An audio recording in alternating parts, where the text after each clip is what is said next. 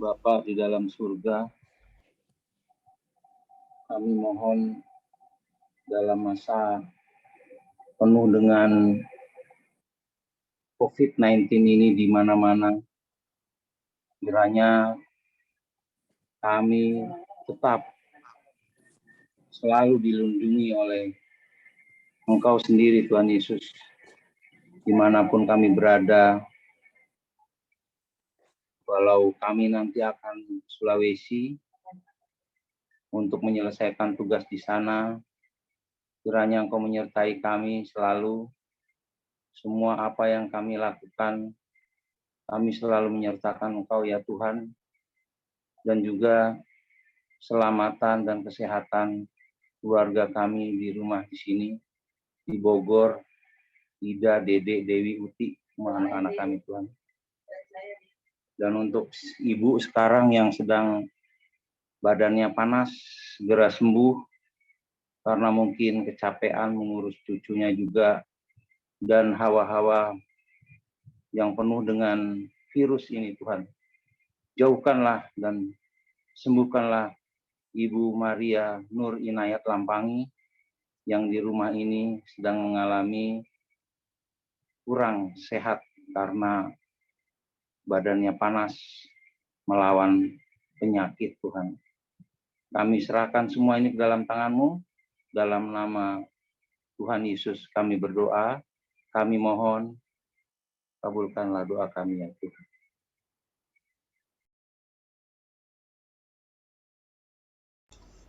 Terima kasih Pak Tejo, silahkan Romo George.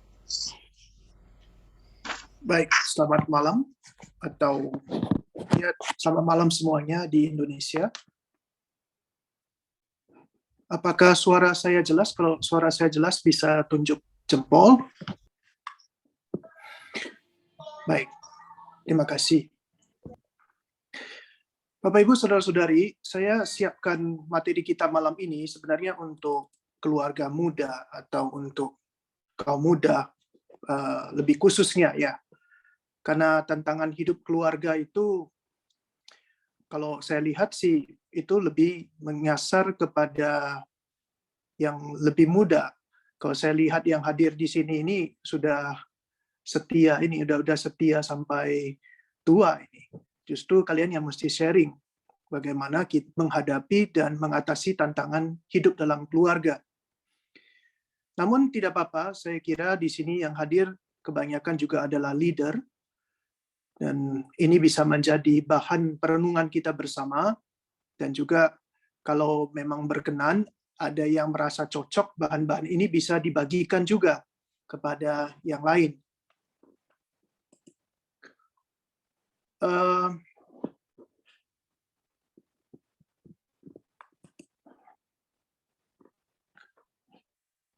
Ini bisa lihat semua di screen, di layar, tentang tantangan hidup keluarga Katolik. Kita lihat, mungkin nanti akan jabarkan secara cepat apa itu hakikat atau tujuan hidup perkawinan. Ini saya tahu sudah sering kalian baca atau dengar atau bahkan ajarkan, tetapi nggak apa-apa kita review, kita lihat kembali.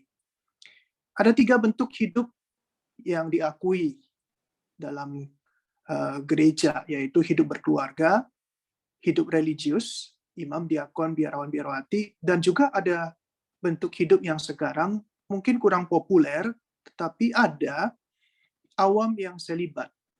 Dulu, jangan lupa bahwa para rasul itu adalah awam.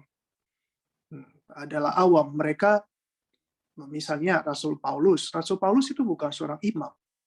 Dia awam. Dan dia memilih untuk tidak menikah. Jadi ada juga panggilan hidup seperti ini. Sehingga kalau kita lihat, hidup berkeluarga itu sebenarnya hanya salah satu dari 3 panggilan dasar hidup sebagai seorang beriman. Kalian dipanggil untuk hidup berkeluarga. Kata panggilan ini, jadi jangan kira kata panggilan ini hanya berlaku untuk para imam, biarawan, biarawati, tetapi itu untuk kalian yang hidup berkeluarga. ada suatu dorongan, ada suatu motivasi, ada suatu keinginan yang kuat, yang dasar untuk membentuk hidup berkeluarga, untuk menikah, untuk punya anak. Ini ada suatu panggilan dasar di dalam diri kalian. Dan karena ini suatu panggilan, itu berarti ketika kita menghayatinya, sebagaimana kami ini dipanggil untuk hidup membiara, kalian juga dituntut, ada suatu tuntutan, ini suatu panggilan, dan kemudian kalian pilih sebagai hidup kalian, berarti dituntut ada suatu komitmen, ada suatu kesetiaan untuk menghayati hidup ini sampai akhir. Ini suatu hal yang sangat dasar dari hidup perkawinan. Menghayati perkawinan itu suatu panggilan, suatu pilihan yang harus ditekuni sampai akhir. Tidak bisa hanya sekedar coba-coba. Ini suatu panggilan, suatu hal yang menuntut komitmen sampai mati. Tuhan memang menciptakan manusia itu untuk bersekutu. Kalau kalian baca Kejadian bab 1 ayat 26 sampai 27, di situ dikatakan berdasarkan gambar dan rupa Allah diciptakannya dia, tunggal. Laki-laki dan perempuan. Di sini seolah-olah ini dua hal yang terpisah, dua pribadi yang terpisah. Tetapi kenyataannya yang disebut manusia sebagai gambar dan rupa Allah itu tunggal, dia, manusia. Yang terdiri dari laki-laki dan perempuan. Jadi laki-laki saja tidak membentuk manusia sebagai citra Allah. Perempuan saja juga bukan citra Allah. Hanya kalau kalian bersekutu sebagai suami dan istri, kalian menjadi manusia yang adalah citra Allah. Jadi dari awal Tuhan menciptakan kita manusia itu laki-laki dan perempuan. Bukan hanya laki-laki saja, bukan hanya perempuan saja. Tapi laki-laki dan perempuan diciptakannya dia, manusia. Dan sebagai konsekuensi yang mengalir dari persekutuan ini adalah, ya sudah, punya keturunan. Bersama dengan Allah, menciptakan kehidupan baru, beranak cucu dan bertambah banyak, dan untuk memenuhi bumi dan menaklukkan itu. Dan di dalam Kejadian juga dikatakan tidak baik kalau ketika penciptaan itu, cerita penciptaan itu ada dua jenis, dua versi ya. Dalam Kisah bab 2 itu ada penciptaan yang seolah-olah Adam itu ada dulu baru Hawa. Tapi kenyataannya kalau kita lihat dalam penciptaan pertama bersama-sama itu diciptakan. Ya. Tidak baik manusia itu seorang diri saja. Memang tidak baik. Kalau kalian hidup seorang diri saja, itu tidak baik. Alangkah baiknya ada seorang penolong yang sepadan dengan dia. Kalau kita lihat secara fisik, manusia itu laki-laki dan perempuan itu berbeda sekali. Berbeda sekali. Keduanya itu diciptakan berbeda, tetapi begitu cocok antara yang satu dengan yang lain. Tidak sama, tetapi sepadan. Keduanya membentuk satu persekutuan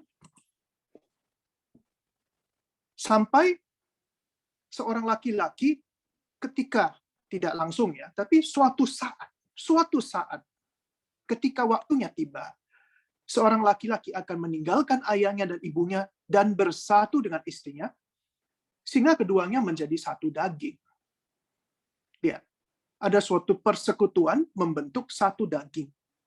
Tidak lagi suami, tidak lagi istri, tetapi satu daging, yaitu keluarga. Dalam hal ini, keluarga itu satu. Dan itu minimal terdiri dari suami dan istri.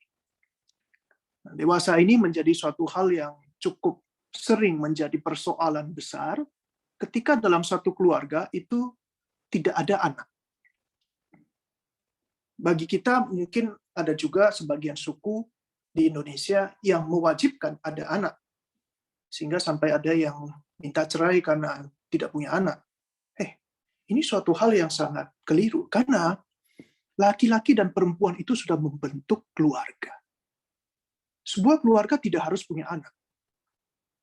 Karena suami dan istri itu adalah satu entitas, satu daging yang membentuk citra Allah. Cukup. Anak itu konsekuensi selanjutnya. Ya. Dalam Matius, Yesus kembali mengingatkan, laki-laki akan meninggalkan, mengutip dari kitab Kejadian dari tadi. Laki-laki yang meninggalkan ayah dan ibunya bersatu dengan istrinya sehingga menjadi satu daging. Ketika kita menjadi satu, tidak ada lagi punyamu, punyaku. Tidak. Punya kita.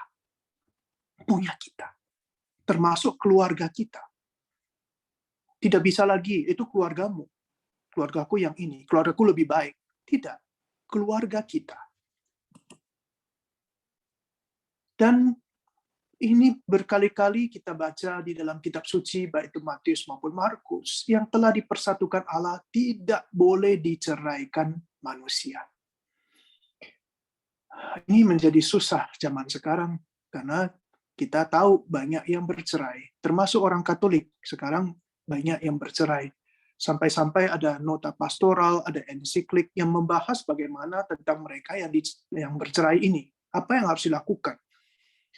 Dalam dokumen misalnya Amoris Laetitia itu, Paus Fransiskus itu mencoba untuk memberikan jalan keluar pastoral bagi mereka yang bercerai itu. Dan juga untuk anak-anak yang lahir dari pasangan yang sebenarnya statusnya itu bercerai dan kawin lagi. Bagaimana status dan pelayanan pastoral bagi mereka? Ya, karena memang dewasa ini, sudah banyak sekali orang Katolik juga yang bercerai. Namun, jangan disalahartikan bahwa gereja sekarang itu mendukung atau mengafirmasi atau memberikan jalan keluar bagi mereka yang bercerai. Tidak, tetap sama. Hanya memang karena tambah banyak ini orang Katolik yang bercerai, anak-anak yang lahir dari keluarga yang kawin cerai, itu makanya gereja juga memberikan jalur pastoral, memberikan jaminan istilahnya pelayanan pastoral juga bagi mereka. Jangan dibalik, ini suatu kerahiman dari yang ditujukan oleh gereja, belas kasihan ditujukan oleh gereja, tapi bukan ini tidak mendukung perceraian. Apa itu perkawinan menurut katekismus? Perkawinan adalah persekutuan hidup dan kasih antara suami dan istri yang mesra. Diadakan oleh Sang Pencipta dan dikukuhkan dengan hukum-hukumnya. Allah sendirilah pencipta perkawinan. Kalau dikatakan bahwa gereja ini sebagai institusi yang mempunyai tanggung jawab atas perkawinan Katolik, itu keliru. Gereja itu hanya fasilitator. Tapi yang menciptakan, yang memiliki, yang empunya perkawinan itu, sakramen perkawinan itu adalah Allah sendiri. Jangan main-main dengan Allah. Ini bukan masalah suami dan istri, itu bukan ketika mereka punya masalah lalu bercerai, itu berhadapannya bukan dengan gereja sebenarnya, tapi berhadapan langsung dengan Tuhan. Karena ketika kalian mengucapkan janji perkawinan di hadapan, di dalam sakramen perkawinan, itu kalian berjanjinya di hadapan Tuhan, bukan gereja. Gereja hanya menjadi saksi, fasilitator, tetapi Allah lah yang menjadi pengikat sakramen perkawinan itu sendiri. Panggilan untuk perkawinan, kalau kita lihat dari awal penjelasan tadi, dari dasar kitab suci dan juga dari katekismus, itu sudah merupakan kodrat bagi pria dan wanita. Itu wajar bagi seorang pria dan wanita itu untuk menikah. Dan definisi perkawinan menurut Gaudium et Spes, ini dokumen Konsili Vatikan kedua, keselamatan pribadi maupun masyarakat manusiawi dan Kristiani erat berhubungan dengan kesejahteraan rukun perkawinan dan keluarga. Ini mestinya saya bisa jelaskan lebih lanjut dengan teologi tentang tubuh dari Yohanes Paulus II. Tetapi secara sederhana saya mau mengatakan begini, bahwa yang menjadi tanda tanda yang paling jelas, sakramen yang paling jelas untuk menggambarkan persatuan antara Allah, Bapa, Putra, dan Roh Kudus, Allah Tritunggal yang Maha Kudus. Yang menjadi tanda persatuan ini adalah, sekali lagi, suami dan istri. Citra Allah, suami dan istri.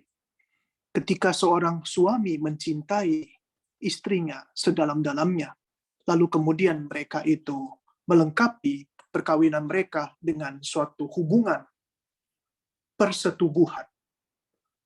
Persatuan bukan hanya secara emosional, tapi secara fisik, emosional, seluruh dirinya, di dalam suatu sakramen perkawinan yang diakui, disahkan di dalam gereja, itu menjadi tanda yang paling jelas untuk menggambarkan persekutuan Allah Tritunggal. Karena itu hubungan seks itu sebenarnya suatu hal yang sangat murni, suci, luhur, menggambarkan persekutuan antara Allah Tritunggal sendiri. Itu suatu hal yang sebenarnya sangat jelas dalam ajaran gereja. Cuman sekarang hubungan seks di zaman ini itu sudah dianggap sebagai suatu hal yang kotor karena perbuatan manusia sendiri. Padahal seks itu pada hakikatnya, dasar kodratnya, itu menggambarkan persekutuan mesra ketika seorang suami menyerahkan dirinya seutuhnya kepada sang istri. Istri membalasnya, dan membalasnya dengan sepenuhnya juga. Dan buah dari hubungan cinta kasih ini adalah anak yang lahir dari hubungan cinta kasih. Ini suatu hal yang sangat luhur. Dan ini menjadi suatu sakramen yang sangat luhur. Seandainya kalau seorang suami dan istrinya itu berhubungan, mempunyai relasi yang seperti itu, dengan penuh cinta kasih, tanpa ada unsur mau memanfaatkan egois nafsu kepada istrinya. Dan demikian juga istri menerima segalanya, segala kelebihan, kekurangan suaminya, dia terima dan dia balas juga dengan seutuhnya. Itu akan menghasilkan anak-anak cinta kasih. Dan anak-anak cinta kasih ini pada gilirannya akan memberikan sumbangan kepada masyarakat, kepada gereja, kepada dunia. Sebaliknya, nah ini sebaliknya. Kalau hubungan antara suami istri itu rusak, artinya rusak, tidak lagi didasarkan oleh cinta kasih, tapi hanya karena hawa nafsu, karena ingin memanfaatkan satu sama lain. Ya, mohon maaf, anak yang dilahirkan dari hubungan seperti itu akan menjadi anak-anak yang nggak tahu. Kalau saya sebut dengan istilah rusak itu terlalu ya. Tapi anak-anak yang kok cacat juga nggak. Tapi anak-anak yang tidak lagi penuh. Bukan lagi mereka itu lahir dari suatu hubungan yang retak, dari hubungan yang tidak sehat. Dan akhirnya anak-anak tersebut yang lahir dari hubungan seperti itu, pada akhirnya akan menciptakan masyarakat, gereja, dan juga dunia yang kacau balau. Jadi intinya keluarga. Kalau keluarga baik, masyarakat baik, negara baik, gereja pun baik. Akhirnya perkawinan itu adalah suatu panggilan untuk mencintai. Ketika seorang laki-laki menyerahkan diri seutuhnya kepada perempuan, dan perempuan itu membalasnya dengan seutuhnya. Dalam hubungan cinta kasih, Tuhan yang telah menciptakan manusia karena cinta juga memanggil dia untuk mencinta dalam keluarga.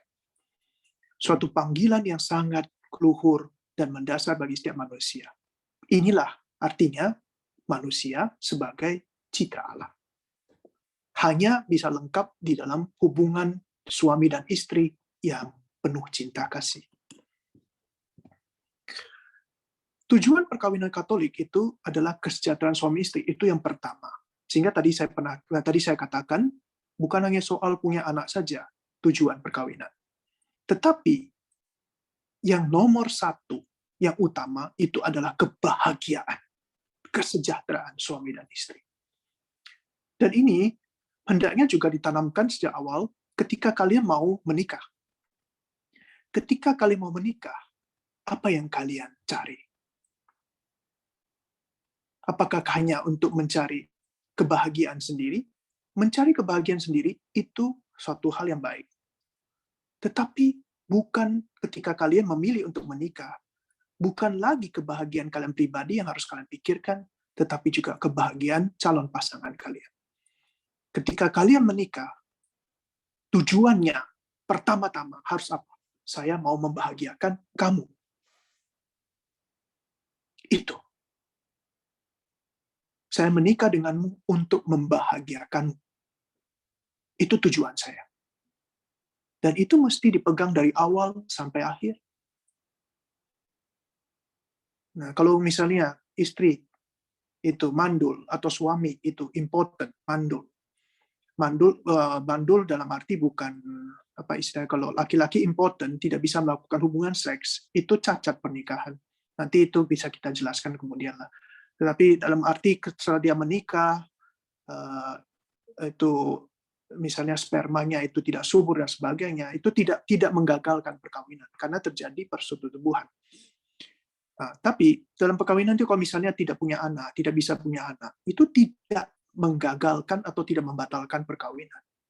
Karena tujuan perkawinan pertama adalah membahagiakan kamu. Ya.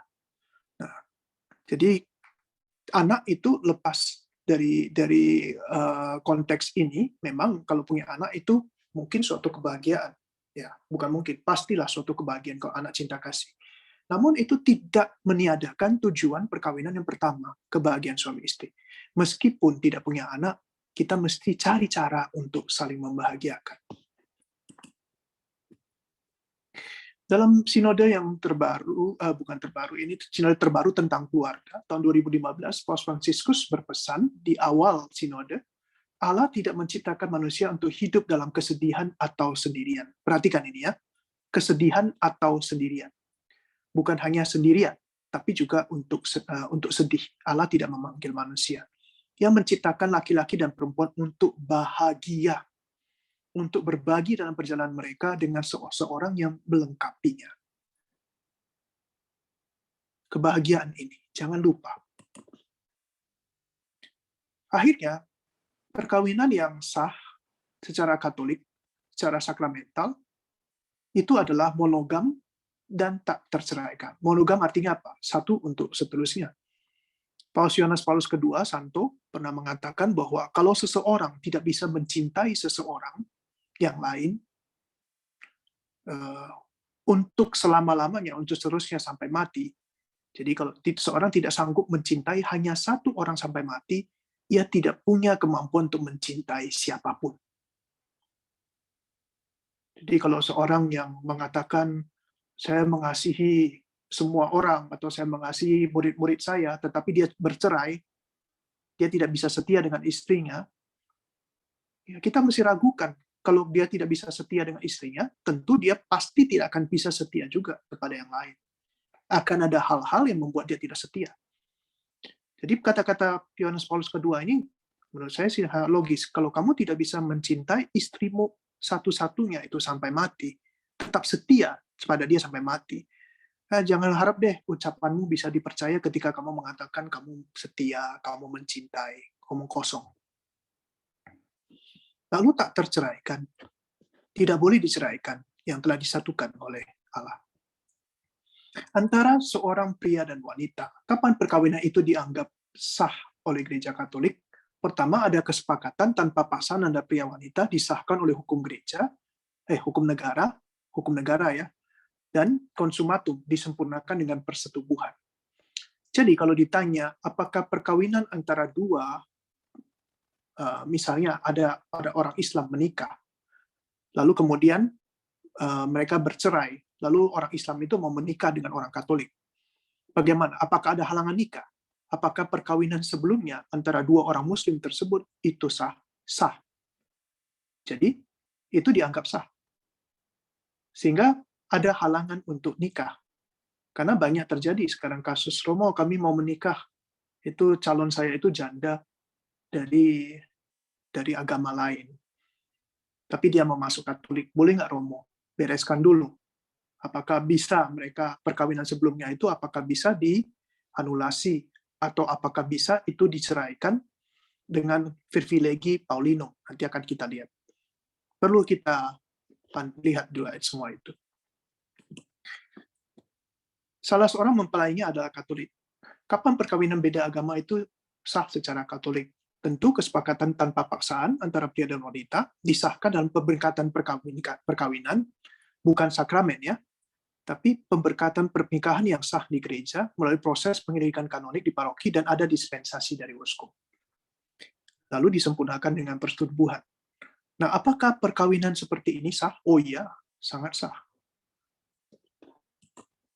Kapan perkawinan itu sakramental? Nah, ini antara dua orang yang dibaptis, entah itu dia dari gereja lain tapi sudah diakui oleh KWI, PGI, ya dia oleh PGI bahwa gereja itu baptisnya disah diakui, lalu mereka menikah.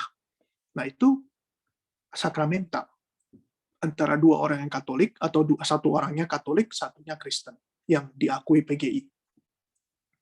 Lalu konsumatum disempurnakan dengan persetubuhan. Hanya perkawinan sakramen yang mutlak, saya katakan di sini mutlak, tapi bukan berarti yang lain-lain itu tak terceraikan, yang lain-lain itu boleh diceraikan, tidak. Tapi yang mutlak tak terceraikan. Jadi kalau ada yang mau meminta untuk mengurus anulasi ketika diselidiki oleh tribunal gereja bahwa mereka menikah secara sakramental, secara sah, dua orang Katolik atau dua orang Kristen menikah secara Katolik, itu tidak bisa diceraikan. Sudah susah sekali lah kalau kalian mau urus anulasinya. Bisa, tetapi pembuktiannya itu harus sangat berat bahwa memang ada halangan nikah sebelumnya. Tentang pernikahan beda gereja, perkawinan antara dua orang dibaptis, yang diantara yang satu dibaptis dalam gereja Katolik atau diterima di dalamnya setelah baptis, sedangkan yang pihak yang lain menjadi anggota gereja komunitas gerejawi yang tidak mempunyai kesatuan penuh dengan gereja Katolik, tanpa izin jelas dari otoritas yang berwenang dilarang. Jadi, supaya ini kalian tahu juga, dan jangan sembarangan juga ya, bolehkah kita nikah beda gereja? Oh boleh. Menurut KHK tidak boleh, dilarang. Dilarang loh ya, ini KHK. Namun, itu diizinkan, lihat ini, apabila otoritas yang berwenang dalam hal ini uskup, itu memberi izin. Dulu, papa saya bahkan ini, nikah beda, izin pernikahan beda gereja ya, izin semacam ini hanya bisa diberikan oleh uskup. Dengan syarat berikut. Ya, tidak perlulah, nanti kalian bisa baca sendiri, bahannya akan saya berikan kepada tulis. Lalu beda agama juga, apalagi beda agama, dilarang. Tetapi ada kemungkinan disahkan. Tapi sekali lagi itu sifatnya itu disahkan, tapi bukan sakramental. Ini bukan sakramental. Dulu papa dan mama saya itu menikah beda agama. Tentang perceraian, pemutusan hubungan nikah dan pembatalan perkawinan. Pernikahan sakramental, natratum et consumatum tadi, tidak terceraikan, kecuali oleh kematian. Perkawinan yang ratum et non consumatum, artinya ratum, disahkan di dalam gereja, entah itu secara sakramental maupun non-sakramental, tanpa persetubuhan, itu dapat diputuskan. Karena tidak sah. Ya, tidak sah. Misalnya, kalau kalian menikah, ada dua orang yang menikah, tetapi tidak pernah berhubungan seks setelahnya. Itu boleh diputuskan oleh tahta suci, oleh permintaan salah satu pasangan. Tapi nanti bisa diurus di keuskupan. Ini tidak sulit, karena memang tidak terjadi persetubuhan. Lalu ada yang namanya privilegium Paulinum. Itu di dalam kitab suci, dalam 1 Korintus bab 7, itu dijelaskan ada orang yang menikah beda, misalnya ya, dari agama lain, lalu kemudian dia mau dibaptis. Salah satu mau dibaptis. Tetapi yang suaminya atau istrinya itu tidak mau mengizinkan. Kalau kamu dibaptis, kita cerai. Perceraian seperti itu, masih dimungkinkan di dalam gereja. Dan itu diurus dulu. Misalnya setelah dia kemudian karena alasan iman, dia dibaptis, lalu bercerai dengan suaminya, lalu dia mau menikah dengan orang Katolik, nah itu bisa diurus oleh gereja. Datang aja ke keuskupan, ke tribunal, ke pastor yang mengurus soal ini, pastor yang di vikaris, misalnya vikaris yudisial atau tribunal lah, di keuskupan masing-masing, jelaskan ini bisa dibantu. Tidak sulit ini, jangan mengatakan ini sulit, tidak. Ini bisa, ya. Soal anulasi, apa itu anulasi? Anulasi itu sebenarnya adalah suatu bukan perceraian, tapi menyatakan bahwa seperti gol itu loh, gol itu nggak sah, dianulir, ya. Gol dalam pertandingan bola itu tidak sah, dianulir karena ada pelanggaran sebelumnya. Nah, ini dia, misalnya offside. Ini ada pelanggaran sebelumnya yang menjadikan perkawinan itu tidak pernah terjadi, dianulir. Oh ya, ini dia, Privilegium Paulinum ini. Dalam KHK 1143, artikel 1 dan 2, ini jelas sekali ada dalam kitab hukum kanonik ini, kitab hukum kita, dijelaskan bahwa perkawinan dilangsungkan oleh dua orang yang tidak dibaptis, diputus berdasarkan Privilegium Paulinum. Diputus di sini. Ini sebenarnya kata lain dari diceraikan. Demi iman pihak yang telah menerima baptis, oleh kenyataan bahwa pihak yang telah dibaptis tersebut melangsungkan perkawinan baru, asalkan pihak yang tak dibaptis pergi. Pergi di sini bisa diartikan apa? Meninggalkan pihak yang tadi mau dibaptis, atau karena apa? Berceraian. Pihak tak dibaptis dianggap pergi jika ia tidak mau hidup bersama dengan pihak dibaptis atau tidak mau hidup bersama dengan damai tanpa menghina pencipta, kecuali orang itu setelah baptis yang telah diterima memberi alasan yang wajar kepadanya untuk pergi. Jadi ini perlu dibuktikan bahwa yang tadi tidak dibaptis itu tidak mau menerima dia, melarang pembaptisan. Untuk pembatalan perkawinan, ada 3 syarat dasar supaya suatu perkawinan sah secara kanonik. Adanya kesepakatan, lalu ada kemampuan dari kedua pihak untuk bersepakat, untuk melaksanakan perkawinan itu. Dan secara publik disahkan oleh gereja atau negara, ratumnya. Ya. Nah, kalau ada cacat salah satu dari 3 ini, perkawinan itu dianggap batal dengan sendirinya. Misalnya kawin paksa. Kawin paksa itu jelas suatu hal yang membatalkan perkawinan.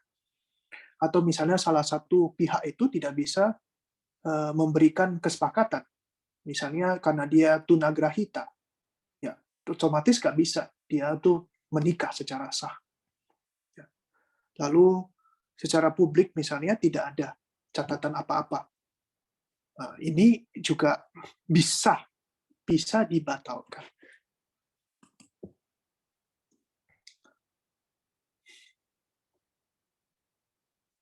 Baik. Jadi menurut KHK ada 3 hal yang dapat membatalkan perkawinan antara lain. Pertama, kasus karena cacat dalam kesepakatan, kasus karena halangan yang menggagalkan, kasus karena cacat atau ketiadaan tata peneguhan kanonik. Ingat 3 ini. Kalau misalnya ada di antara kalian yang ditanya, yang mendapat kasus tentang gugatan pembatalan perkawinan ini, kalau ada umat di paroki, umat di PD, atau umat yang kalian kenal, yang punya masalah dengan status perkawinan, ada kemungkinan pembatalan perkawinan. Ya. Ini halangan yang menggagalkan. Ada beberapa di sini, misalnya halangan umur. Kalian bisa baca spesifiknya di kanon mulai dari 1083 sampai 1094. Itu jelas sekali semua digambarkan di sini. Halangan umur, impotensi, kata nikah, tabisan suci, orang yang sudah ditabiskan nggak boleh ada suatu halangan untuk menggagalkan perkawinan. Kau religius, kau kekal ya, kau kekal publik. Kalau kejahatan, halangan kejahatan, karena dia itu membunuh suaminya sebelumnya, itu untuk menikah lagi. Nah, itu halangan yang menggagalkan. Halangan hubungan darah, halangan hubungan semenda itu karena ikatan darah, ikatan perkawinan, ya, halangan hubungan perkawinan. Perkawinan misalnya, ya ipar itu tidak, misalnya ipar di beberapa suku itu masih diizinkan ya. Pernikahan kalau misalnya kakaknya meninggal, dia bila boleh menggantikan menjadi istri iparnya. Di beberapa suku masih boleh, tapi di dalam gereja itu ada halangan hubungan semenda ini. Lalu halangan kelihatan publik, halangan pertalian hukum, halangan beda agama, halangan beda gereja. Tentang nikah adat ya, ini tidak sah. Jadi kalau itu tidak dicatat di sipil, hanya nikah adat, itu tidak sah. Jadi kalau kalian sebelumnya itu sudah pernah nikah adat, tapi mau menyambut komuni, itu halangan. Tidak boleh menyambut komuni sebelum apa? Menikah secara sah dalam gereja. Dianggap hidup dalam perzinahan sebelum ada konvalidasi. Masih dapat dibatalkan. Nah, ini yang mungkin banyak juga nggak tahu. Selama belum ada nikah sipil, tidak ada catatan sipil, nikah adat itu boleh dibatalkan. Sampai di sini saya masih punya waktu sebentar ya. Host, Stress, saya masih punya waktu berapa lama? 20 menit ya. 20-25 Oke. menit. Nah, kita bisa bahas beberapa tantangan keluarga Katolik kalau demikian ya. Kita sudah melihat hakikat perkawinan Katolik, tujuan perkawinan Katolik. Sekarang kita lihat tantangannya untuk menjawab panggilan tersebut. Saya tidak akan bahas semua ini hanya gambaran umum. Kalian juga bisa menemukan tantangan eksternal internal ini di dalam dokumen Sinode tahun 2015, itu pastoral keluarga, tantangan keluarga Katolik dalam bermisi. Itu ada dokumennya. Nanti saya bisa bagi juga kalau kalian mau. Itu gratis, sudah ada bahasa Indonesianya. Diterbitkan oleh Dokpen KWI. Bukan gratis cetaknya ya, tapi gratis yang elektroniknya. Hubungan tantangan eksternal itu soal kebutuhan hidup jelas, finansial, ekonomi, lalu ya kebutuhan hidup pada umumnya lah. Lalu penindasan karena iman, agama itu dari pihak luar, pengaruh lingkungan, khususnya zaman sekarang itu media sosial itu berperan luar biasa. Ada tantangan bagi gereja, tantangan bagi keluarga Katolik untuk menghadapi pengaruh ini. Lalu relasi sosial politik, itu jelas. Hidup berpolitik, bersosial itu menentukan suatu keluarga. Sebaliknya, keluarga juga sangat menentukan kehidupan sosial politik suatu negara atau masyarakat. Lalu internal, ada tren keluarga kecil berencana. Nanti saya akan bahas ini secara lebih spesifik. Yang internal ini. Yang eksternal tidak, karena terlalu luas. Tapi kita akan lihat ini. Tren keluarga kecil berencana. Lalu soal ketidaksetiaan, perselingkuhan. Lalu soal diskomunikasi, diskoneksi, dan problem anak. Nanti akan kita lihat, mungkin ya tidak seluruhnya, tapi nanti kita akan lebih banyak sharing lah mungkin dalam hal ini, diskusi. Dan antara eksternal dan internal itu soal relasi mertua menantu, ipar, keluarga pada umumnya. Itu ada tantangan juga. Tapi itu tidak akan kita bahas kali ini. Kita lihat pertama tantangan tren keluarga kecil berencana. Ini tantangan yang tidak disadari atau tidak mau diakui juga oleh banyak keluarga. Mungkin juga termasuk kalian. Mengapa banyak orang sekarang memilih, keluarga Katolik memilih untuk apa? Punya anak sedikit. Paling banyak 2 lah. 1 pun udah repot. Apa dasarnya? Dari mana muncul pemikiran ini? Apakah karena overpopulated dunia ini? Jangan salah, sekarang di beberapa negara memang secara umum, khususnya di negara-negara yang tidak yang biasa memiliki anak banyak, itu terjadi ledakan penduduk. Tapi di beberapa negara itu sekarang sudah kekurangan penduduk. Khususnya misalnya di Singapura sekarang sudah sangat kekurangan penduduk, di Korea Selatan, di Korea Selatan sekarang ini, berdasarkan beberapa penelitian terakhir, itu yang punya anak itu hanya kurang dari 50%. Kurang dari 50% pasangan muda yang menikah itu punya anak. Dan lebih parah lagi, kurang dari 50% populasi kaum muda yang siap nikah itu memilih untuk menikah. Jadi yang untuk memilih untuk menikah saja udah kurang, menikah mau punya anak pun hanya kurang dari 50%. Tidak akan mengherankan kalau 20 tahun lagi Korea akan kesulitan untuk tenaga kerja yang masih produktif. Yang sekarang terjadi di Singapura, di Australia sudah mulai. Nah, kita akan lihat ini. Dari mana muncul ini saya juga? Kalau kita teliti, kita selidiki, rupanya orang memilih untuk tidak mau punya banyak anak karena nggak mau repot. Itu alasan. Tidak mau repot. Entah itu secara finansial atau menjaga body. Pokoknya tidak mau repot. Capek ngurusin anak. Kalau ini motifnya, ini motif yang sangat tidak bisa dipertanggungjawabkan. Dan lebih parah lagi, umumnya mereka ini, keluarga ini, memilih untuk tidak punya anak dengan menggunakan alat kontrasepsi yang bertentangan dengan iman dan moral Katolik. Bahkan ada yang sifatnya menggugurkan abortif. Saya beri contoh, misalnya spiral. Gitu.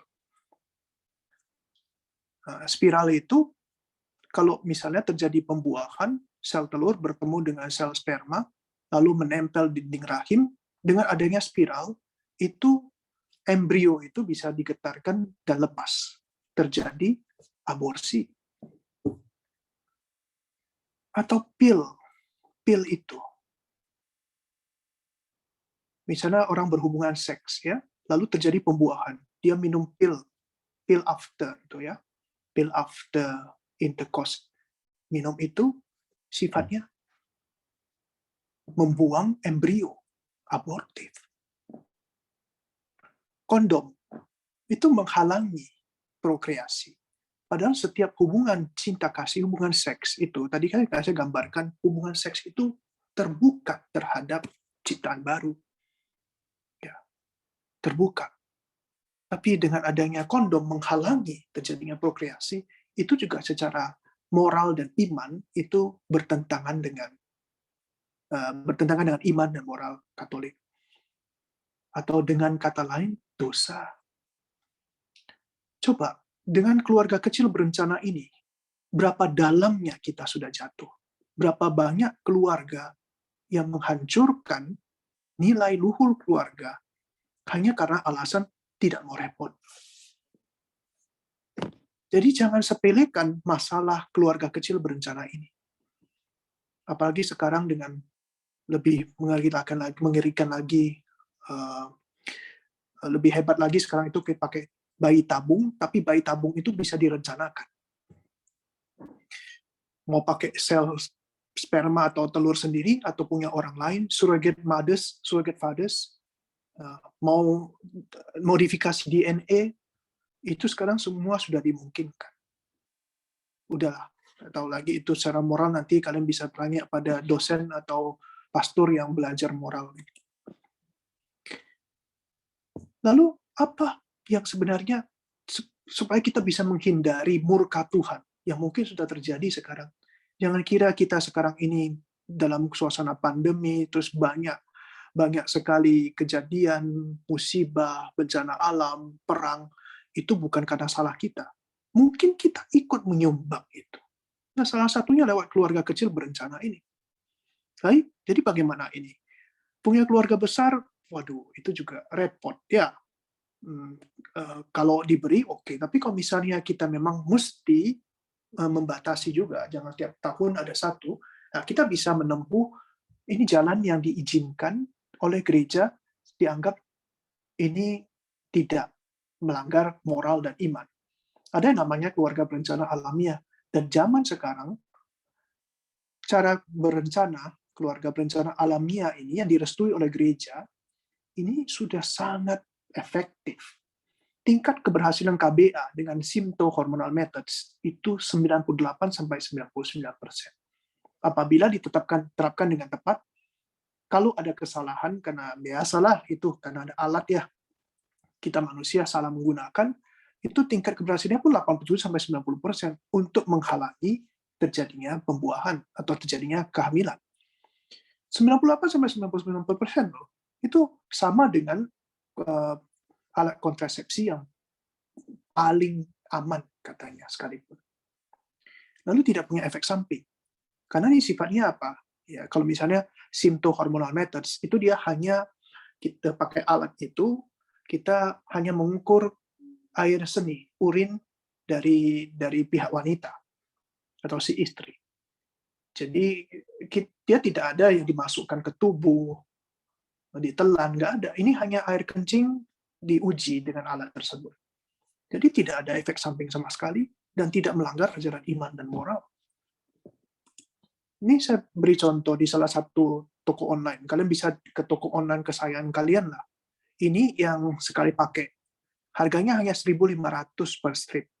Tapi saya tidak tahu lah, karena saya bukan ahli ya. OVU test ini bisa digunakan untuk mengukur tingkat kesuburan. Nah, tapi ada yang memang lebih baik. Misalnya yang ini. Ini lebih baik karena ini ada alatnya dan juga ada isi ulangnya. Yang paling baik harganya lebih mahal, tapi ini bisa dipakai berulang-ulang. Ini semacam termometer, tapi ini ovumeter. Ini bisa dipakai berulang-ulang. Harganya 1.017.000. Mahal memang, tetapi ini bisa dipakai ulang. Kalau ini ada 3 indikatornya. Ya, kalau ini berarti apa? Ini berarti kalian tidak subur, misalnya ya. Yang bagi ibu-ibu yang mengukur, lalu ada gambar ini berarti tidak subur.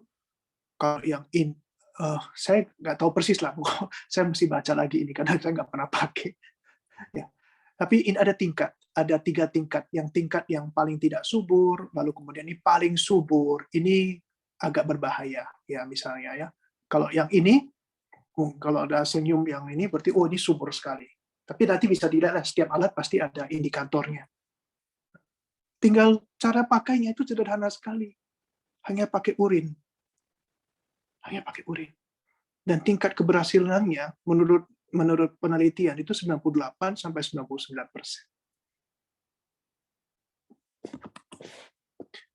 Nah, hasil studi, saya katakan tadi itu oke, kita pakai KBA. Tetapi bagi orang Katolik, sebenarnya kita dipanggil untuk beranak cucu dan memenuhi bumi.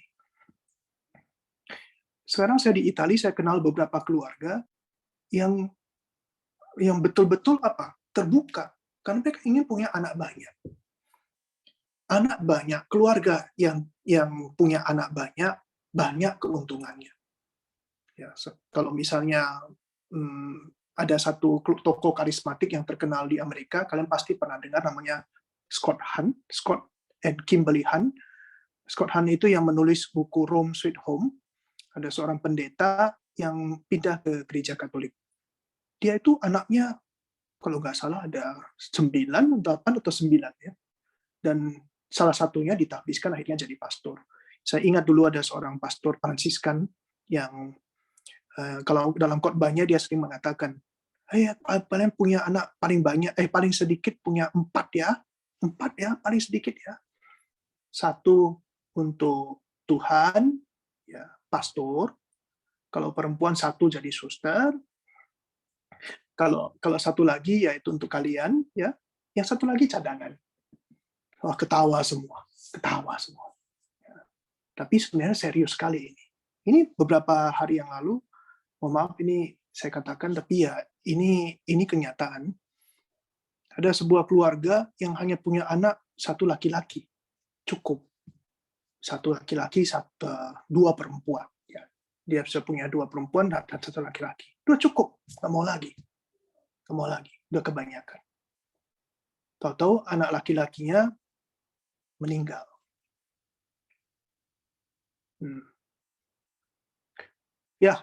saya tidak tapi karena pembatasan ini juga bagaimana ini. Nah, hasil studi loh. Kalian bisa cek di internet, search aja pakai bahasa Inggris atau bahasa Inggris lah ya, dan tentang research about big family. Ternyata keluarga besar itu lebih bahagia. Mengapa? Pertama, di dalam keluarga besar, kalau kita di masyarakat atau bahkan tinggal di asrama sekalipun, anak itu bisa lari, bisa pelarian, bisa kabur, bisa tidak mau terima, bisa keluar. Tetapi dalam keluarga, ada hubungan intensif. Dan disitulah mereka belajar membangun hubungan dan bekerja sama. Masing-masing anak dengan karakternya, kelebihan kekurangannya sendiri. Lalu di dalam keluarga, mereka belajar menerima kelebihan dan kekurangan pribadi dan orang lain. Lalu saling melengkapi dengan kekurangan dan kelebihan masing-masing. Dan keluarga itu saling menolong. Saya pernah tanya satu keluarga bapak ibu yang punya anak banyak. Mereka mengatakan, saya tanyalah, bagaimana kalian menghadapi keluarga besar ini? Kalian bahagia? Kok bahagia, Romo? Kesulitannya apa? Kesulitannya apa misalnya? Kalian nggak merasa sulit kah? Oh iya, awal-awalnya aja Romo sulit. Capek Romo, awal-awalnya ketika anak-anak masih kecil.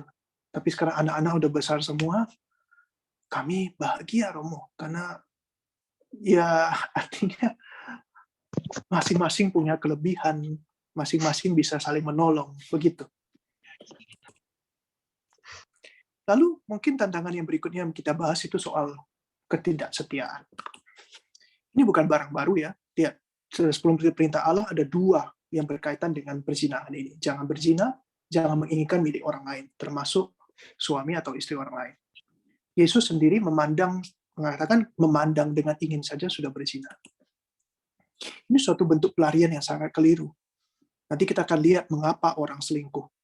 Ini mereka lari sebenarnya, lari dari kenyataan, mau mencari hiburan. Konsekuensinya berat, meskipun tidak atau belum ketahuan. Ingat, begitu kalian tidak setia, berarti kalian mengkhianati tujuan perkawinan, mengkhianati kodrat perkawinan, dosa. Diperparah sekarang oleh media komunikasi. Ya, dengan ponsel dan sebagainya, ini sekarang menjadi suatu fenomena yang menghancurkan kita dari dalam. Meskipun tidak ketahuan ya, tapi itu pasti kalau biasanya perempuan itu lebih peka soal ini. Meskipun belum ketahuan, tidak ketahuan, dia akan tahu, kamu selingkuh. Ini bukan hanya soal selingkuh seks, ini harus saya tekankan. Karena biasanya yang dituduh selingkuh itu laki-laki karena dia selingkuh dengan hubungan seks dengan orang lain. Tapi kadang-kadang lebih sering terjadi seorang perempuan atau istri itu selingkuh dalam hal apa? Ya, meskipun tidak sampai hubungan seks, tetapi sering bertemu, sering jalan bareng, sering ngobrol lewat WA, mendapatkan penghiburan lewat laki-laki lain. Ini juga suatu bentuk selingkuh. Menginginkan hubungan yang lain selain dengan suami. Mencari perhatian lain dari orang lain. Ini juga selingkuh, ya. Mengapa orang selingkuh? Kurang kasih sayang. Penelitian atau riset membuktikan suatu keluarga, hubungan suami istri yang sehat itu mestinya ekspresif. Jadi jangan hanya, kamu nggak usah, saya nggak usah ngomong lah. Saya nggak usah ngomong, kamu sudah tahu saya sayang kamu kok. Kasih sayang itu mesti ditunjukkan lewat tubuh. Dan secara khusus saya mesti tekankan lagi, dalam hubungan seks. Hubungan seks yang sebagai sarana yang hakiki untuk menunjukkan saya mencintaimu. Ya. Tapi juga dalam hal lain, bukan hanya seks ya, dalam hubungan sehari-hari. Entah itu hanya merangkul, memeluk, mencium, atau sekedar menyapa, I love you, berkirim pesan WA, itu yang kasih sayang ekspresif ini sangat perlu dalam keluarga. Minimal 1 hari 1 kali. Minimal. Ya, minimal itu. Orang selingkuh karena kurang ini, interaksi yang ekspresif ini. Lalu hawa nafsu seks ini biasa, lalu merasa kurang diperhatikan, situasi tertekan, terbebani, orang stres ya. Kalau orang stres itu kadang-kadang cari pelarian, dan salah satunya berselingkuh. Atau mencari pengalaman berbeda. Atau memang dasarnya tidak mau setia.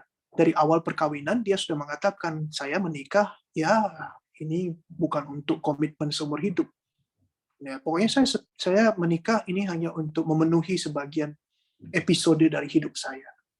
Jadi dari awalnya dia sudah menikah itu bukan untuk membahagiakan, tapi untuk mencari kebahagiaan. Kalau saya tidak bahagia lagi, no, saya cari yang lain. Lalu meningkatkan rasa pede. Jadi ada orang yang selingkuh itu untuk menunjukkan bahwa dia bisa. Atau karena kemarahan, dendam, itu bisa selingkuh. Sakit hati. Untuk mencegah ketidaksetiaan ini bagaimana? Pertama, tadi saya kembali tekankan, kebahagiaan suami istri itu harus menjadi dasar tujuan perkawinan. Lalu kedua, sangkallah dirimu, bukan mengharapkan orang lain berubah, tapi dirimu sendiri yang berubah untuk membahagiakan. Lalu jauhi kesempatan berselingkuh, medsos, ponsel, lalu kemudian pertemuan di kantor, pertemuan-pertemuan yang tidak sehat, dengan permainan-permainan yang mengenggol-ngenggol, ikut dansa atau ikut tempat kami di Kalimantan itu jonggan, pertemuan atau band, kumpul-kumpul, atau pergi ke klub, diskusi, panti pijat. Ini kesempatan yang menimbulkan apa istilahnya itu? Ya, sedikit-sedikit itu, kalau bensin itu kena api sedikit aja udah nyala. Jadi jauhi kesempatan itu semua. Lalu waktu bersama setiap hari harus rutin diadakan. Ini hal yang sederhana, tapi kenyataannya banyak keluarga sekarang sudah meninggalkan ini. Tidak ada lagi makan bersama, apalagi doa bersama. Ini kalau yang bagi pasangan muda itu tolong dari awal itu. Setiap hari itu harus ada pertemuan bersama. Juga misa minggu. Jangan, aduh malaslah kamu aja yang pergi mewakili kami. Beda loh, ya. Kalau suami dan istri, hanya istrinya yang pergi, itu nggak lengkap loh.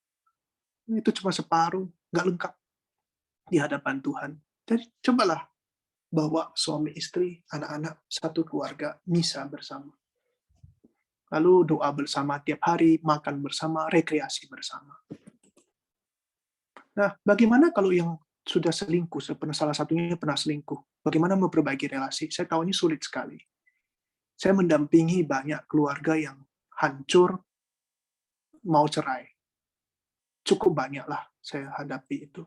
Dan penyelesaiannya tiap kali itu sangat sulit. Memang berbeda-beda, tapi sangat sulit. Sulitnya apa? Bagi pihak yang diselingkuhi itu sulit untuk mengampuni. Nah, ini harus dikatakan sekarang, pengampunan itu tidak menunjukkan kelemahan atau kebodohan, tapi justru suatu kekuatan luar biasa, kebijaksanaan luar biasa. Seperti Yesus mau mengampuni. Mengobati sakit dan luka dimulai dengan pertobatan dan pengampunan. Lalu pada akhirnya, sudahlah, gak mungkin dilupakan. Nasi sudah menjadi bubur. Mulailah relasi yang baru dengan pasangan yang sama. Anggap aja itu. Ya, ibaratnya kalau misalnya kalian bercerai lalu kawin lagi, itu kan dengan orang lain. Tapi ini apa? Udah, saya tidak mau lagi dengan kamu yang lama, sekarang saya mau dengan kamu yang baru. Anggap aja demikian. Karena kalau kalian memilih pasangan baru, pasangan yang baru itu sebenarnya juga tidak setia sama pasangan yang lama. Sering terjadi begitu. Nah, jadi oke lah, kita mulai relasi baru dengan pasangan yang sama. Lalu berikutnya diskoneksi cepat saja. Penyebab diskomunikasi atau diskoneksi, ada suatu keterpecahan, keretakan relasi. Pertama fubbing. Fubbing itu apa? Fubbing itu yang seperti di gambar-gambar ini ya. Seperti di gambar-gambar ini. Kalau kalian perhatikan ketika kumpul, itu bukannya kita saling berinteraksi, tapi yang satu sibuk dengan ponselnya. Bahkan bisa terjadi semua dalam satu meja makan sibuk dengan gadget masing-masing. Itu namanya fubbing. Itu suatu istilah baru dalam bahasa Inggris itu. Ini mesti dihindari. Lalu gaslighting. Gaslighting ini apa? Kalian salah, kamu salah. Tapi kamu menipu diri sendiri dan menipu orang lain. Bukan saya yang salah, dia yang salah. Saya selingkuh karena dia tidak perhatian. Itu gaslighting. Silakan cari di Wikipedia ya. Ini kamu yang salah, tetapi pada akhirnya kamu berbuat seolah-olah istrimu yang salah. Kalau dia begini kan saya nggak akan selingkuh. Tapi kan dia gini, saya nggak tahan, saya selingkuh. Lalu karena salah kamu yang salah. Istrinya yang dituduh bersalah. Dan sampai istrinya akhirnya juga bingung, apa memang saya yang salah ya? Gitu. Ya. Ada salah satu yang terlalu dominan. Lalu tidak adanya pembagian tugas dan kerja yang tepat dan jelas dalam keluarga, mismanagement. Ada suatu kesalahan yang sangat mendasar dalam keluarga, itu ketika anak-anak tidak diajar untuk tidak dibagi tugas dalam keluarga. Tugas itu bukan memberatkan. Tugas itu apa? Membuat dia menjadi anggota keluarga. Misalnya anak laki-laki, ya kamu tugasnya buang sampah, kamu tugasnya nyapu, kamu tugasnya ngepel atau apa, diberi tugas sesuai dengan kemampuannya. Ya. Dan didorong ke sana.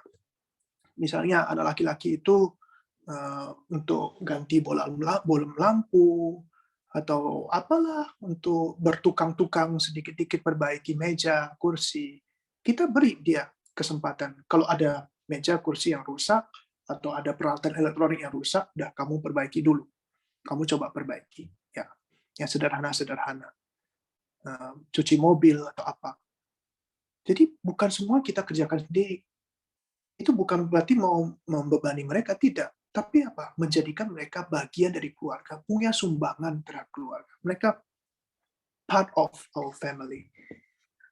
Ada manajemen dalam keluarga. Jangan sampai ada mismanagement justru. Lalu penyebab diskoneksi yang terakhir, ketika tidak ada tugas, tidak ada ikatan, ibaratnya tanggung jawab dalam keluarga, seorang anak itu mudah diskoneksi. Itu bukan urusan saya, keluarga. Udahlah, sudah saatnya saya meninggalkan keluarga ini, tidak ada ikatan, tidak ada beban, tidak ada apapun. Saya ada atau tidak ada saya pun, keluarga ini jalan. Itu akan menjadi tanpa sadar dia akan berpikir seperti itu. Lalu frigiditas. Ya, kedinginan, suam-suam kuku. Nggak ada lagi percik-percik kehangatan dalam keluarga. Dan dia tidak mengusahakan untuk menghidupkan itu lagi. Ingat, mukjizat pertama Yesus itu di Kana. Ketika air diubah menjadi anggur. Mereka kehabisan anggur. Mereka kehabisan sukacita. Ada keluarga, banyak keluarga yang sudah kehabisan anggur, tidak mau mencari. Tidak mau mencari, tidak mau meminta anggur baru. Dibiarkan saja. Nah, perlu ada setiap kali kalau mulai merasa ada ketegangan atau ada kedinginan, ayo kita buat sesuatu, usaha, khususnya pemimpin keluarga. Ya, harus seorang ayah, suami, itu harus peka. Memang yang lain-lain juga bisa, tapi ketika pemimpin keluarga melihat sesuatu itu sudah mulai dingin, dia harus mengusahakan sesuatu agar ada kehangatan lagi. Bagaimana kita sekarang mensiasati tantangan ini? Pertama, batasi atau matikan ponsel dan gadget saat bersama. Buat aturan ini. Semua kumpulkan ponsel, gadget, kumpulkan. Taruh di satu tempat. Ayo kita ngobrol. Perlu ada manajemen keluarga yang baik. Bukan hanya manajemen keuangan. Bukan hanya manajemen keuangan. Ingat, Keluarga itu organ, organisasi. Memang dia bukan perusahaan, tapi dia organ dengan anggota yang punya peran masing-masing. Sel yang punya peran masing-masing. Jadi gunakan itu, manfaatkan itu supaya terjadi apa? Organisasi atau organ yang sehat. Berdoalah, rekreasilah, sharing, lalu evaluasi keluarga secara rutin. Ini nggak pernah.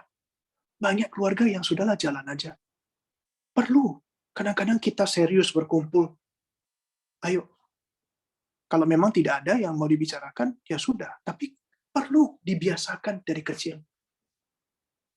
Misalnya, saya senang ada seorang anak kecil yang mengatakan, Papa, saya nggak senang loh Papa kalau panggil saya itu teriak-teriak. Oh iya, papanya juga mau terima. Iya, sorry. Tadi Papa nggak sabar. Ya. Nah, ada anak yang berani untuk mengevaluasi itu. Ya, memang bukan lalu dengan tidak sopan, harus diajarkan dari kecil hal itu. Tapi kalau tidak dibiasakan dari kecil, nggak ada itu. Kalau misalnya diajarkan anak itu dari kecil, itu kalau kamu kritik, kalau kamu memberikan suatu saran, berikan solusinya, jangan hanya kritik saja. Kita perlu melihat suatu masalah dan mencari solusinya bersama-sama.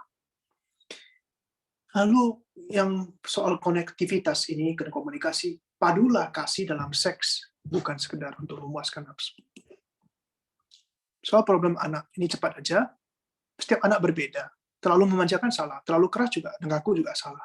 Terlalu mengikuti teori, tren, dan konteks sama juga salah. Terlalu mengikuti tradisi dan kebijakan masa lampau juga salah. Inilah problem anak.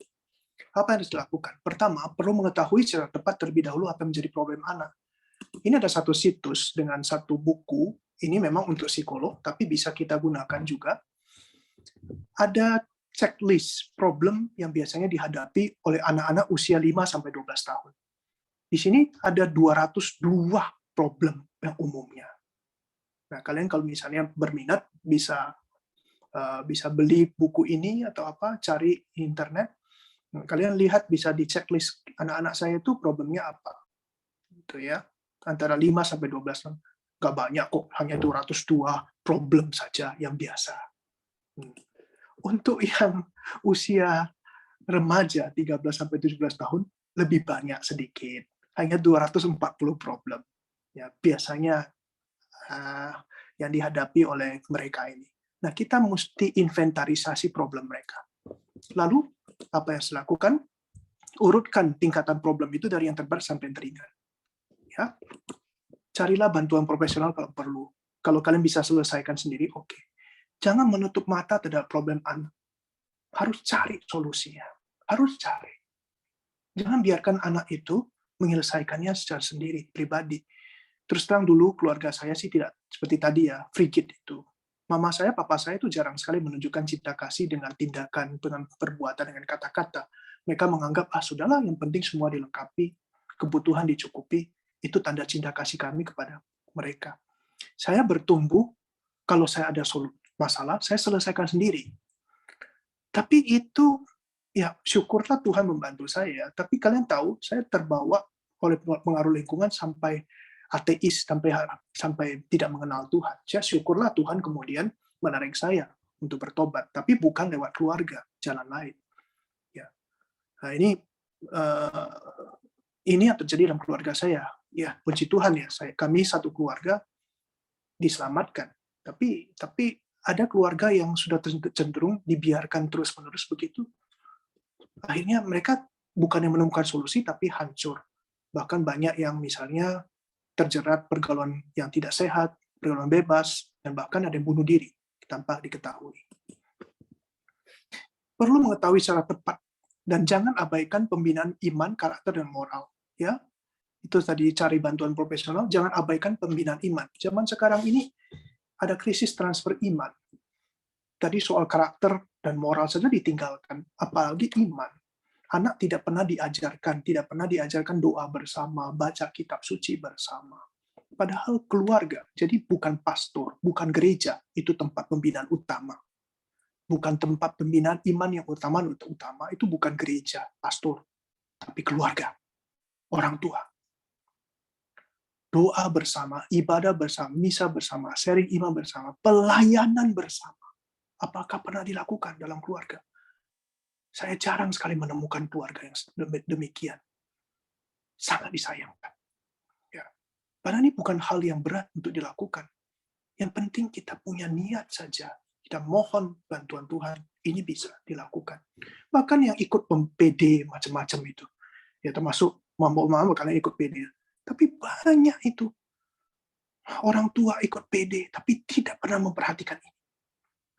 Mereka ikut PD, ikut sharing sana-sini, tapi nggak pernah sharing ke anak mereka sendiri. Tidak pernah PD bersama keluarga. Sehingga anak jalan sendiri. Dia punya jalan sendiri yang berbeda. Itu sering terjadi. Lalu jangan lupakan berkat rutin kepada anak. Sebelum anak pergi sekolah, beri berkat, doakan. Beri berkat, doakan. Dan dorong anak untuk rutin ikut retret, adorasi, atau ikut kegiatan rohani lainnya di gereja. Dorong mereka. Ini tugas tanggung jawab kalian. Ini janji juga saat kalian pendidikan kanonik untuk membimbing anak secara Katolik. Tapi kenyataannya banyak keluarga tidak menjalankan itu. Jangan salahkan kalau kemudian anak kalian itu menyimpang. Itu ada tanggung jawab dari kalian juga. Meskipun pada akhirnya itu pilihan dari anak juga. Ya. Nantilah itu soal lain. Nanti akan saya, kalau pada waktu kita bisa bahas dengan kesempatan. Mungkin saya sudah lewat nih waktunya. Saya kembalikan ke Tres kalau ada sharing atau pertanyaan.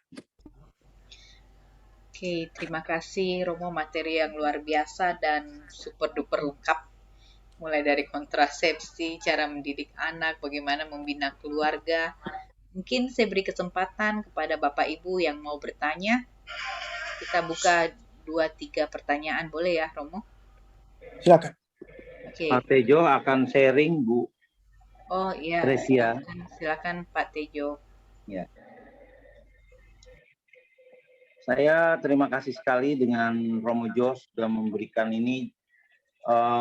Tadi dikatakan benar, Romo, kami kan sudah ya katakanlah usia senior, tapi jadi akhirnya sharing. Tapi ini kan pelajaran nanti kita punya cucu juga, ya pasti akan menikah nantinya kan. Jadi mulai dari mungkin SMA dan seterusnya akan diberi tahu soal ini. Tapi saya tertarik tadi dari bagi umat Katolik kita diberi tugas beranak cucu kan sebenarnya hasil studi keluarga besar lebih bahagia. Nah ini tentang punya anak, yang punya anak 4 lah itu paling sedikit. Nah di sini ada poin-poin belajar membangun hubungan dan bekerja sama, menerima kelebihan kekurangan, saling melengkapi, dan yang keempat itu saling menolong. Nah saya tertarik di sini karena saya bersyukur bahwa anak-anak saya sekarang yang 4 itu hidupnya sudah saling tolong-menolong. Jadi karena waktu kecilnya itu memang kita sudah beri masukan bahwa papa mama itu kan tidak lama di dunia ini. Jadi kita sudah membesarkan kalian, kalian sudah berhasil, punya rumah sendiri, punya usaha sendiri. Nah, jadi sekarang kehidupan mereka saling tolong-menolong itu kami sangat bersyukur pada Tuhan bahwa pendidikan Katolik bisa saya laksanakan karena anak pertama juga menikah, ya semua secara Katolik di katedral. Yang kedua juga secara Katolik. Bahkan terus terang anak kedua itu laki-laki, istrinya itu anak seorang ustadz, dia Muslim, menikah dan ikut Katolik, akhirnya belajar dan memang tanpa paksaan, dan itu sudah bahas dengan Romo. Kalau Romo kenal di sini Romo Dri Yanto itu Romo yang hubungan dengan hukum-hukum kanonik itu. Jadi kita sangat banyak diskusi yang akhirnya memang pernikahan itu kan intinya dari 2 orang itu, laki dengan perempuan itu setuju. Nah jadi Romo dan gereja itu tadi seperti Romo bilang memfasilitasi, tetapi semua itu ada hukumnya gitu kan. Jadi berjalan dengan lancar, dan anak yang ketiga juga begitu. semua nikah cara Katolik oleh Romo sendiri. Saya bersyukur bisa melaksanakan itu sebagai orang tua. Ya, ini pengalaman seperti ini memang mungkin agak sulit tentang kesetiaan juga tadi Romo, bahwa jadi sekarang saya sudah menikah selama tahun 77 saya menikah. Berapa ya? Berarti 44 tahun. 44 tahun. Nah, itu anak saya juga yang pertama kan usianya 43. Ini nanti hampir mau 44. Saya juga sudah berarti mau menikah 45 tahun ya. Ya, jadi bahwa saya bersyukur bahwa anak-anak saya sudah mengerti bagaimana semua mendidik anaknya lagi. Maksudnya cucu-cucu saya itu secara Katolik. Itu yang saya sangat bersyukur, Romo. Saya bisa memberikan ini dan Tuhan membimbing kami semua, karena saya juga sekarang tugas saya hanya berdoa. Saya mendoakan anak-anak saya yang 4 itu supaya dalam Tuhan terus. Saya kira begitu. Terima kasih Romo. Selamat malam semua teman-teman. Amin, puji Tuhan ya, cerita kehidupan keluarga Pak Tejo dan anak-anaknya sekarang semua juga di dalam Tuhan. Luar biasa. Mungkin ada lagi yang mau bertanya. Kebetulan ada Romo di sini, mungkin mau bertanya tentang pernikahan, mendidik anak, dan sebagainya. Silakan. Pak Petrus mungkin? Atau Ibu Foni? Ya, silakan Pak Petrus.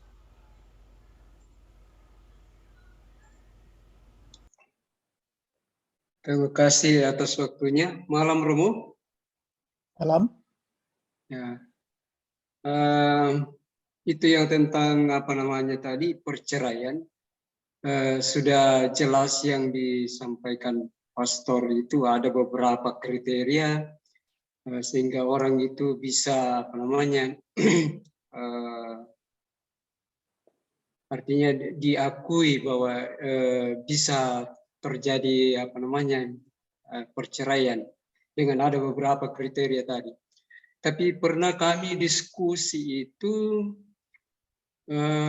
yang saya tahu itu kan dalam gereja Katolik itu memang sampai hari ini yang saya tahu bahwa gereja Katolik tidak mengakui yang namanya perceraian.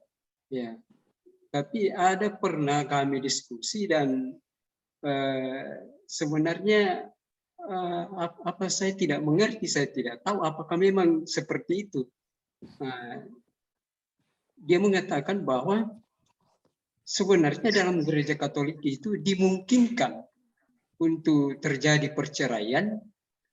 Misalnya diambilkan contoh seperti ini, bahwa misalnya sudah pisah ranjang dan sudah pisah cukup lama, dan menurut penilaian otoritas gereja, menurut penjelasannya bahwa tidak akan mungkin lagi dipersatukan, maka itu boleh apa namanya, boleh terjadi perceraian.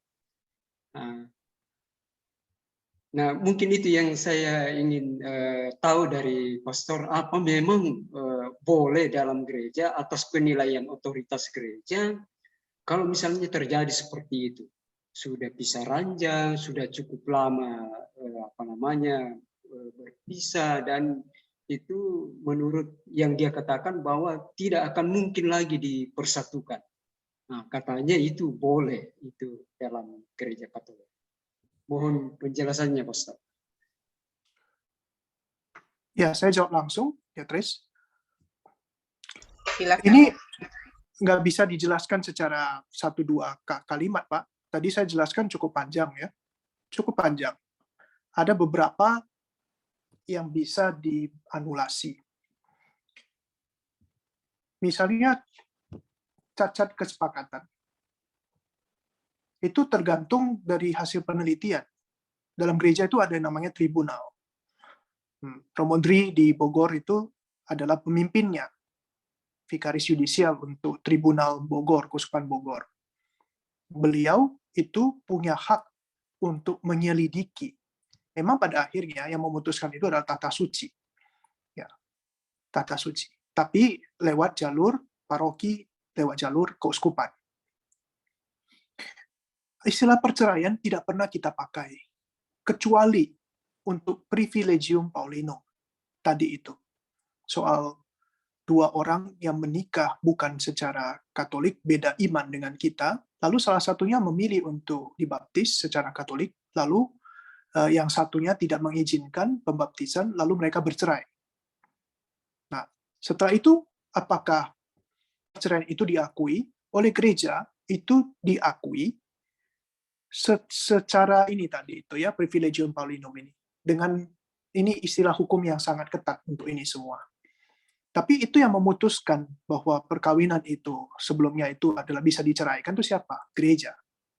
Lewat uskup, lewat vicaris judicial, lewat tribunal gereja.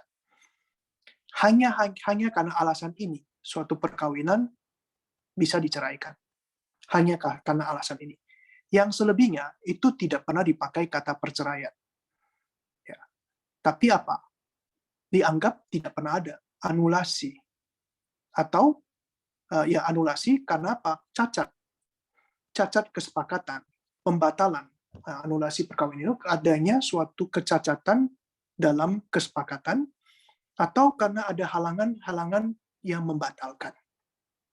Halangan yang membatalkan tadi ini apa? Yang ini. Umur, impotensi, ikatan nikah, tabisan suci, kaum religius, kejahatan, hubungan darah, hubungan semenda, kelayakan publik, pertanian hukum, beda agama, beda gereja. Apa ini? Silakan baca nanti 1083 sampai seterusnya. Atau silakan dibawa ke pengadilan atau tribunal gereja. Jadi tidak pernah yang namanya perceraian diizinkan dalam gereja, kecuali tadi itu satu-satunya Privilegium Paulinum. Ya Pak ya? Jadi kalau ditanya tadi, karena sudah lama pisah ranjang, sudah lama pisah rumah, tidak punya hubungan lagi, apakah bisa cerai? No, tidak bisa dengan sendirinya. Tapi dia mesti bawa ke gereja. Apakah pernikahan saya sebelumnya bisa dianulasi? Harus ditanya itu. Apakah bisa dianulasi? Apakah memenuhi syarat-syarat anulasi? Kalau misalnya yang tadi dikatakan mereka itu pisah karena iman, yang satu mau masuk gereja Katolik, mau dibaptis, nah itu juga perlu dibawa ke gereja. Sederhananya Pak, bawa ke gereja. Ya. Jujur kepada pihak gereja. Dalam hal ini tribunal. Kalau di Bogor saya kenal Romo Dri, kalau di Jakarta siapa ya? Mungkin Romo Purbo ya, atau siapa? Saya lupa ya. Kalau di Pontianak saya tahu persis Romo Barses atau Romo Mayong, mereka itu tribunal. Bawalah ke gereja, lewat paroki dulu kalau mau lebih aman, ke pastor dulu. Tapi kalau pastornya, kadang-kadang pastor juga tidak terlalu mengerti hal ini. Karena kami belajar di bangku kuliah itu hanya 1-2 semester tentang hal ini. Ya, kalau pastornya mengatakan sesuatu yang kelihatannya kalian belum bisa terima, silakan langsung ke tribunal. Disitulah mereka yang memang belajar khusus. Romo Mayong itu doktor hukum gereja. Ya, Romo Dri juga doktor, lisensiat hukum gereja. Dan mereka memang belajar khusus tentang hukum gereja ini. Jadi tidak sulit sekarang. Kalau di Indonesia sekarang tidak sulit karena pastor-pastor kita yang menangani tribunal umumnya itu mereka sudah sangat ahli dalam hal ini. Yang paling produktif setahu saya memang Bogor. Bogor itu Romo Dri itu sangat aktif membantu juga keuskupan lain, bahkan dia sering dipanggil untuk menyelesaikan kasus-kasus ini. Itu jawaban saya Pak. Saya tidak bisa membantu banyak, tapi saya tahu jalurnya. Jalurnya itu lewat tribunal gereja. Jadi bukan soal perceraian, ini soal anulasi. Kebanyakan yang disebut tadi itu anulasi. Pisah ranjang itu tidak membatalkan, bukan cacat perkawinan, bukan halangan yang membatalkan. Baik, terima kasih. Oke, bagaimana Pak Petrus? Saya kira cukup jelas penjelasan dari Romo. Terima kasih Romo. Romo, ada satu pertanyaan di kolom chat. Dikatakan, saya baca ya Romo. Romo, kalau laki-laki dan perempuan sendiri belum disebut manusia kalau sekarang baru jadi manusia.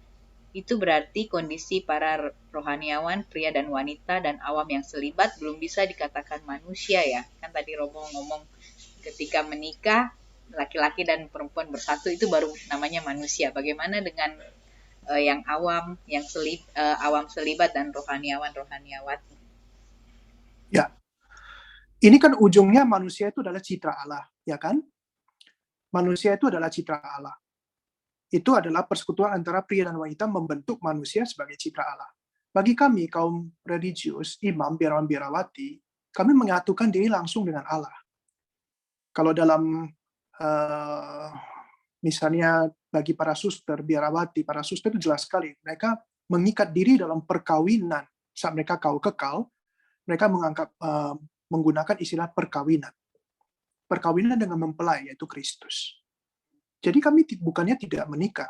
Kami menikah, menyatukan diri langsung dengan Allah.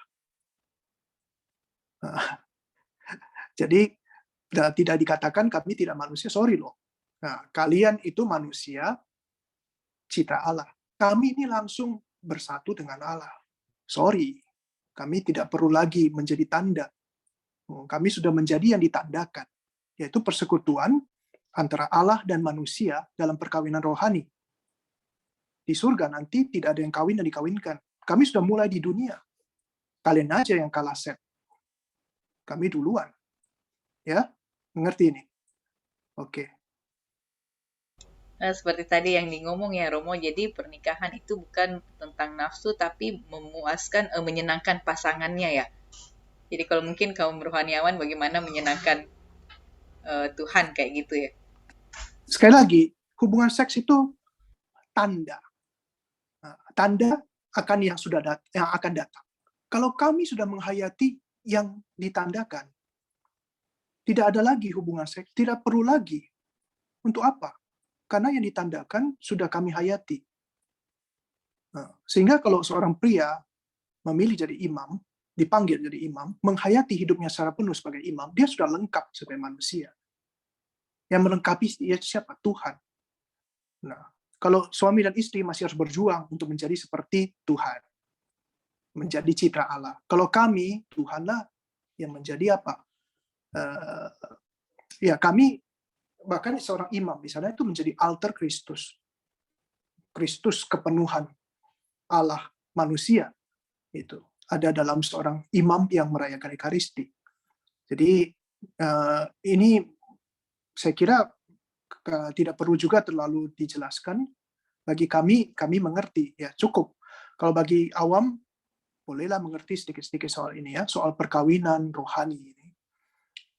Itu jauh melampaui hubungan seks. Hubungan seks itu sangat murni, sangat suci. Ya. Tetapi itu hanya tanda, menggambarkan yang akan datang. Sedangkan seorang imam, biarawan, biarawati sudah menghayati yang akan datang itu, sudah dihayati di dunia. Oke? Ya baik, terima kasih Romo. Mungkin ada lagi satu pertanyaan, Bapak Ibu yang mau bertanya.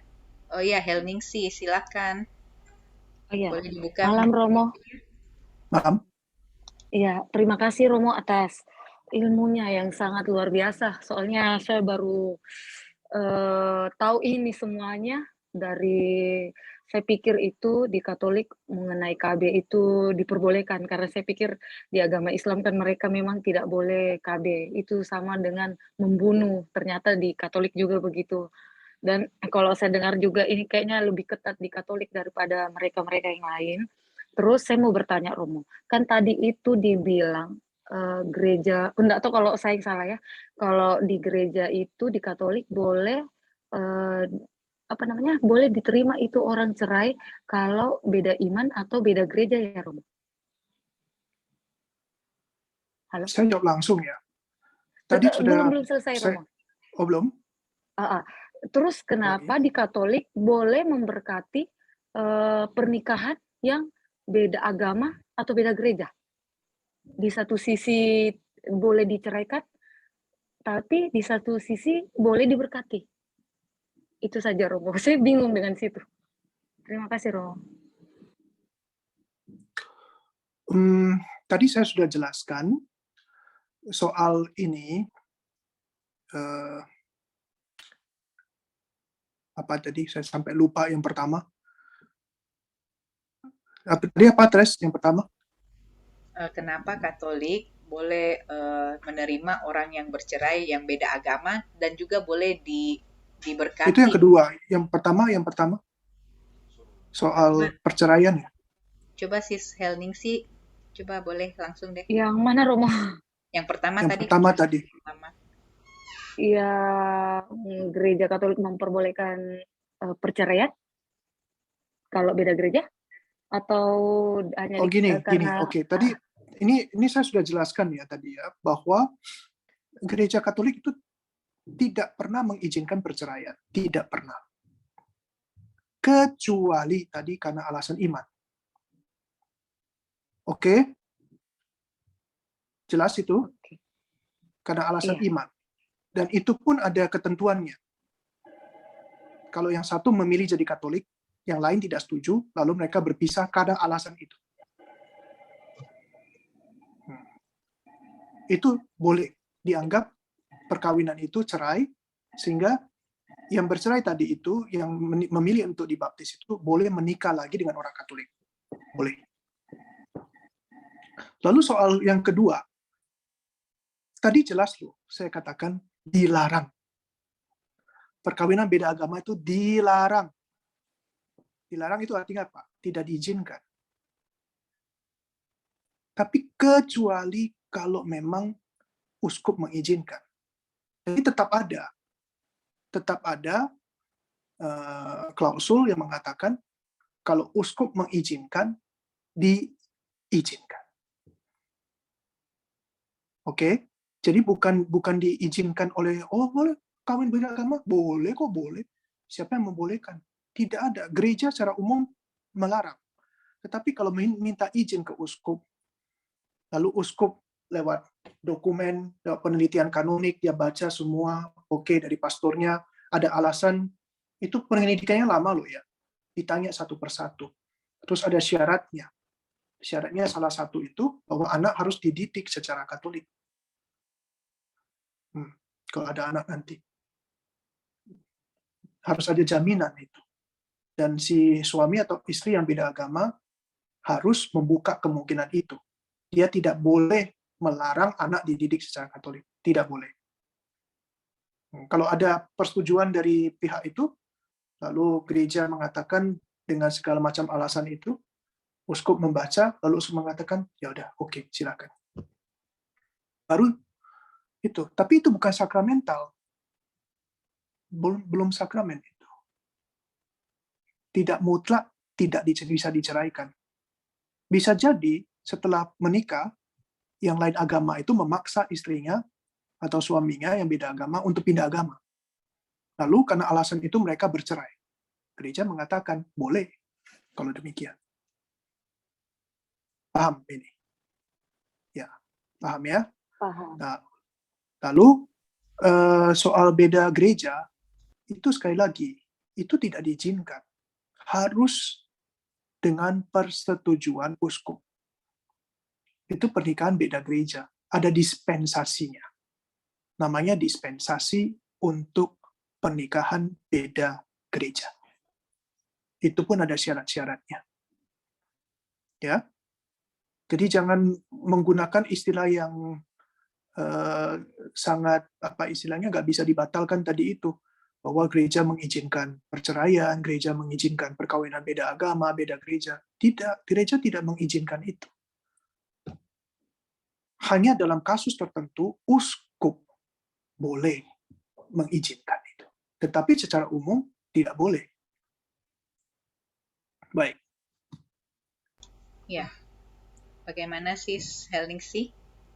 Iya, terima kasih. Oke. Baik, mungkin karena waktu kita sudah pukul berapa?